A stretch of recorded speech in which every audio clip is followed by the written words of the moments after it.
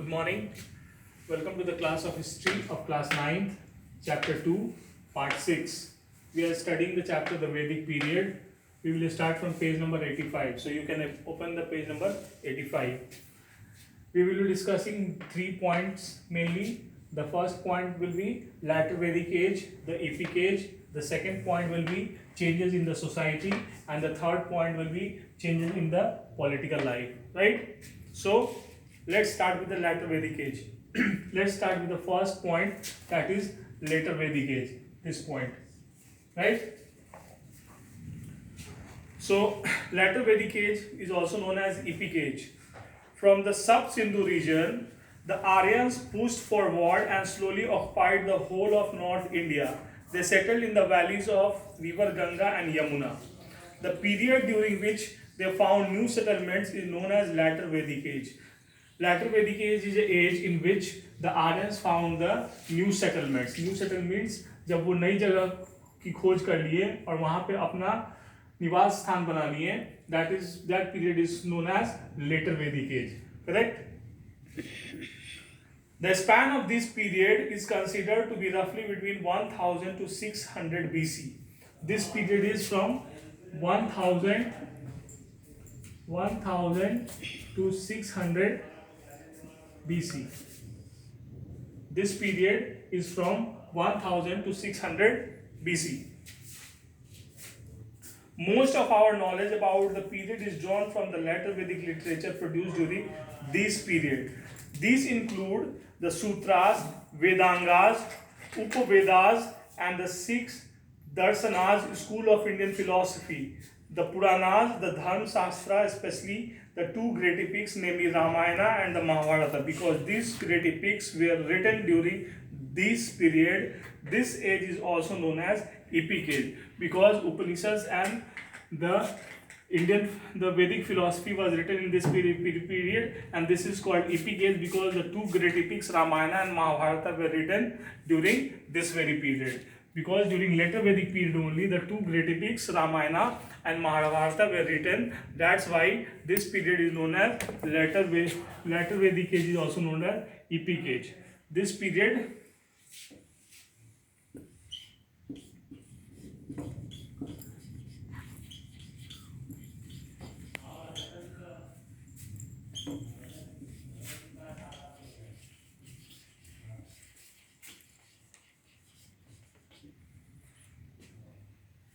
during later Vedic age, the epics, Ramayana and Mahabharata were written. That's why later Vedic age is also known as epic age. This period starts from 1000 BC and ends with 600 BC.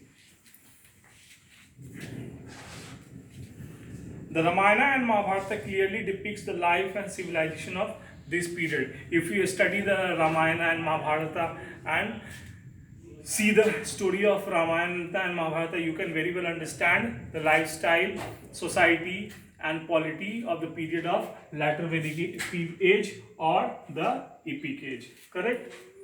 Let me look.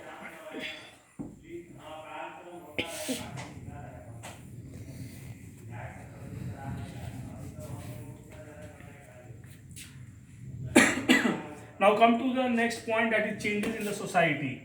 The second point, the changes in the society. We will be discussing the second point, the changes in the society. Changes in the society means what was the change that came in the society from the early Vedic period to the later Vedic period. Correct? Status of women. The most important change that was seen in the status of women. It says there was a certain downward swing in the position of women. The status of women was shown a downward shift. The birth of a son was more welcome, whereas the daughters were considered source of misery. Women were denied the right to inherit property and they were not allowed to attend assemblies. Women were not allowed to inherit the property of his father. The birth of a son was welcomed, and the birth of a daughter was seen as a misery to the family. So the status of women in the society deteriorated in the later Vedic age. This brought a change in the social pattern of the society with the changing of status of women in the society in those two stages of the Vedic age, right? Polygamy is the in the higher section of society among kings and nobles was in practice, which made the woman assume subordinate position. The rules of marriage underwent a change. There was no more practice of remarriage of widows.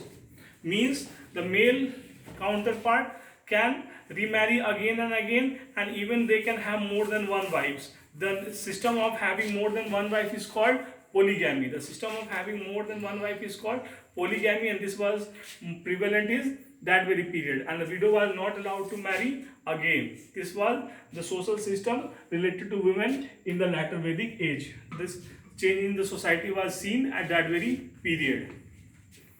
There was also no more practice of remarriage of widows, but the education was some women received was of higher order. Gargi and Maitri rose up to the great scholars and philosophers, and discourses of women philosophers have been given place in Upanishads. Even though the social position of women deteriorated, their educational privileges were not lowered. The women scholars like Gargi and Maitri have found their scholarly work, found the place of their scholarly work in Upanishads also. So their educational opportunities were still open to the women, which we can find with the example of Gargi and Maitri. Caste system. Another important feature related to changes in the society is the caste system. Caste system was prevalent at that very time. In the later Vedic period, the caste system became rigid. The most important feature of the change in the society in the later Vedic age was the rigid caste system. Rigid caste system means the caste system became very much strong. Very much strong means it was very difficult to break the barriers of the caste. The Brahmins and the Kshatriyas enjoyed many privileges. Brahmins were considered superior. Kshatriyas were equally important, and they came to be regarded as the ruling class. Means the Brahmins and Kshatriyas were regarded as the superior class of the society, and they enjoyed many privileges in the Vedic period. Means in the later Vedic period. This was the change in the society. They enjoyed very much privilege in the Vedic society. Kshatriyas were equally important, and they came to be regarded as the ruling class. The Vaisyas were engaged in business, trade and agriculture. The Sudras were looked down upon by the upper three castes. They would live outside the village or the town boundaries. They served the upper caste. Like the early Vedic age, the later Vedic age, the Sudras still have the same fate, same position in the society. But the three castes enjoyed superiority in the position, and even the two upper caste, the Brahmins and Kshatriyas, enjoyed more privilege than the lower two castes, that is Sudras and Vaishyas. Next is the 4 ashrams.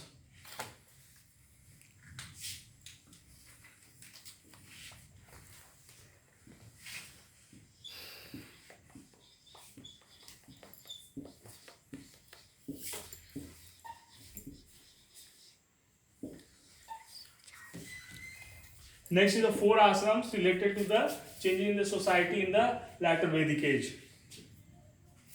In the later Vedic period, the whole lifespan of the Aryan came to be divided into 4 stages known as ashrams, each of 25 years of duration. The whole lifespan was considered to be of 100 years, and each ashram was to be divided consist of 25 years. मतलब जीवन को 100 साल के काल में बांटा गया था, और हर एक आश्रम को 25 साल का काल में विभाजित किया गया था. 25 साल के लिए ये ब्रह्मचर्य 25 साल के लिए गृहस्थ, 25 साल के लिए ब्रह्म वानप्रस्थ और 25 साल के लिए संन्यास आश्रम. We will see in detail what are the features of all the four ashrams of a human life, of a life of a Aryan in a later Vedic age, right? So the first ashram, the brahmacharya ashram was meant for people to attain knowledge in Gurukul. He had to follow strict discipline. Means the pupil means the student have to spend the life in the Gurukul and follow the strict discipline in that very Gurukul. That is very different of today school system. Next, second was Grihastha ashram. In this ashram, the man married her family, led family life and took full responsibility of her family till the age of 50 years. The married life is considered to be Grihastha ashram. First is Brahmacharya ashram. In the four ashram, the first ashram is Brahmacharya ashram. Second is Grihastha ashram, in which he had to spend the married life. He had to make a family. He had to make a family and have children and to live a family life. That is called Grihastha ashram. The third is Vanprastha ashram. The third was Vanprastha ashram. During this period, the man had to give up family life and spend time till the age of 75 years in meditation and prayer. तीसरा 50 साल से 75 साल तक तीसरा आश्रम जो है, इन चार आश्रमों में तीसरा उसको प्रेयर करते हुए, मेडिटेशन करते हुए बिताना था. And the last ashram, the last phase was sannyas ashram. This started from the age of 75. He had to renounce the worldly pleasure and lead the life of sannyasi. उसको संन्यास ग्रहण कर लेना था. And the last point, with this point I will like to conclude the chapter, the Gurukul system of education. This is very important and this may come in your examination. First step of the life was meant for attaining knowledge. That brahmacharya is the first stage of life and this was meant for attaining knowledge. ज्ञान प्राप्ति के लिए first आश्रम को बनाया गया था. ठीक है. In Vedas, logic, ethics, astronomy, astrology, mathematics, grammar and medicine, education was imparted orally in the Gurukul, that is residence of Guru situated in the secluded area. The people served the Guru by tendering the cattle and working in the fields of the Gurukul. They had to get up early in the morning. After taking bath, they chanted the Vedic mantras. Education was free, but at the completion of their education, they used to give their Gurus voluntary gifts known as Guru Dakshina. Guru Dakshina. I think time is about to complete. So, we will be concluding this chapter by the changes in the society. So let us conclude by summarizing the point of the Gurukul system. Gurukul system में शिष्य को गुरु के यहाँ रहना पड़ता था और उसको बहुत ही डिसिप्लिन में रहना पड़ता था. गुरु की सेवा करना पड़ता था. गुरु आश्रम का साफ सफाई करना पड़ता था और गुरु को जब ज्ञान प्राप्ति हो जाती थी तो गुरु को गिफ्ट के रूप में गुरु दक्षिणा देना पड़ता था. इस तरह उसकी शिक्षा कंप्लीट होती थी. This type of education system was called gurukul education system. So we have concluded this 2 point. The third point we will discussing in next video. Till then take care. Bye.